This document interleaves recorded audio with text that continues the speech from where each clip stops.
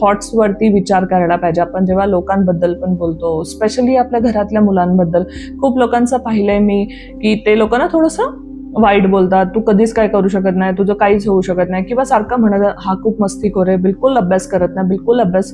तुम्ही काय करताय? तुम्ही स्वयंपाक करता करता, पाणी देता देता अननोईंगली, किंवा त्याच्या बॉडीमध्ये ते पाणी आहेच ना, आणि ते त्याच्यावरती काय इफेक्ट करतोय, त्याच्या थॉट्सवरती काय इफेक्ट करतोय, तुम्हाला कळतंय का? तुम्ही काय क्रिएट करताय त्याच्या मनामध्ये, है ना? हे करणं पहिलं बंद करायला पाहिजे. आपण स्वतःबद्दल पण वाईट नाही बोलायला पाहिजे, because we are creating that energy inside us. Okay, आणि तेच कॅरी फॉरवर्ड होतं समोरच्याकडे. ठीक आहे, तर कुणालाही बोलताना तुम्ही चांगलं बोला. जेवढं वाईट बोलताल त्या गोष्टी मॅनिफेस्ट होतील.